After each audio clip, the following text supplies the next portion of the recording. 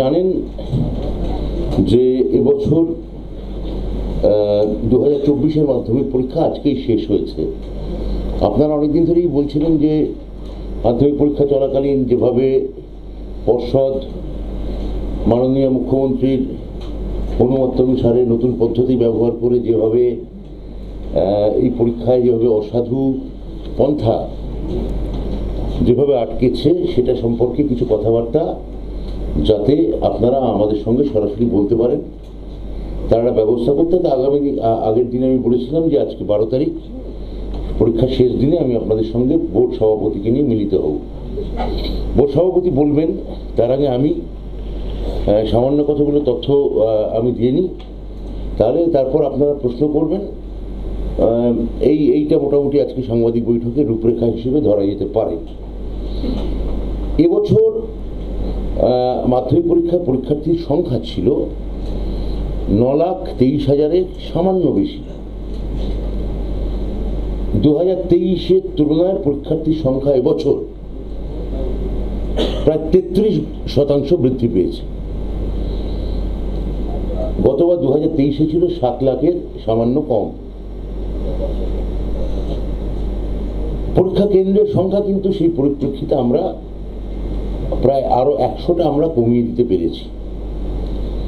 এর কারণ নীতিগতভাবে অপশনাল রিসোর্স ইউটিলাইজেশন বা উপলব্ধ সংস্থানের সর্বোচ্চ ব্যবহার, মানে এমনভাবে আমরা মিটিংগুলো করেছিলাম, কনফারেন্সগুলো করেছিলাম যে এই বৃহৎ সংখ্যক ছাত্রছাত্রীকে আরো কম হলের মধ্যে কিভাবে আমরা আঁটিয়ে নিতে পারি।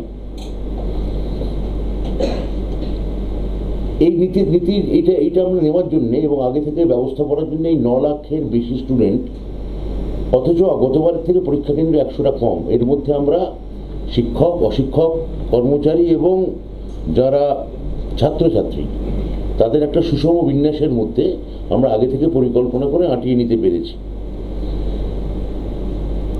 প্রত্যেকটি যে স্কুলগুলোতে সেন্টার সিলেকশনের ক্ষেত্রে সেই সব স্কুলগুলিতেই পরীক্ষা দেওয়ার নির্দেশ ছিল যেগুলিতে কমপক্ষে অন্তত কার্যকরীভাবে 3টে সিসিটিভি আছে।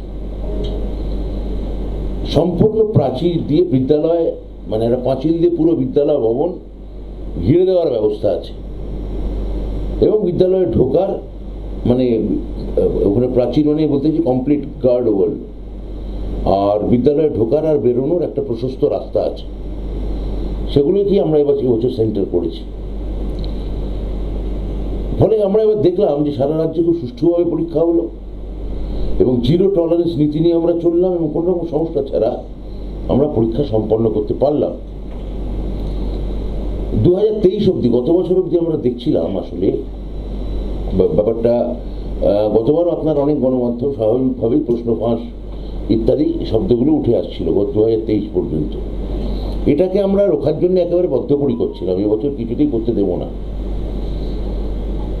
আমরা দেখতাম যে মুহূর্তে কোশ্চেন পেপার দেওয়া হতো স্টুডেন্টদের, কেউ সেটা মোবাইলে ছবি তুলে বাইরে পাঠিয়ে দিত। ফলে অনিবার্যভাবে সেটা কিছুক্ষণের মধ্যেই সমস্ত গণমাধ্যম, ফেসবুক থেকে শুরু করে হোয়াটসঅ্যাপ এইসবে ছড়িয়ে পড়তো। আর তারপর শুরু হতো রাজ্য প্রশাসন, বিদ্যালয় শিক্ষা বিভাগ এবং বোর্ডের বিরুদ্ধে একটা লাগাতার কুৎসা এবং কালিমা লেপন।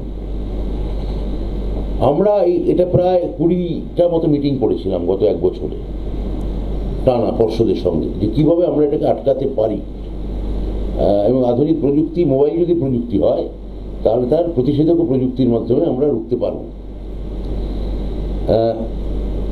এবং কিছু মানুষের দৃষ্টি অন্যদিকে ঘুরিয়ে দেওয়া হচ্ছিল। কিছু অসাধু কাজকর্ম কিছু লোক তারা করতে পারছিল এবং এটা আমরা ধরতে পারি যে এই কাণ্ড পরীক্ষার্থীরা পরিকল্পনা করে কিন্তু করছিল না। বাইরের কিছু র্যাকেট বা গ্যাং এইটা তাদের দিয়ে বাইরে থেকে তাদের করাচ্ছিল।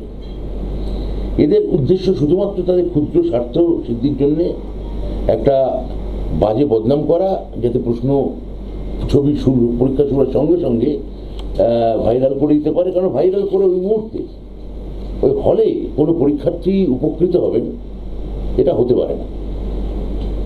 ও বাইরে ভাইরাল করছে কিন্তু ভেতরে কি সত্যি কোনো পরীক্ষার্থী উপকৃত হচ্ছে? যে হোয়াটসঅ্যাপ করে ওটা পাঠাচ্ছে হচ্ছে না। এটা পরীক্ষার্থীদের বোঝা উচিত।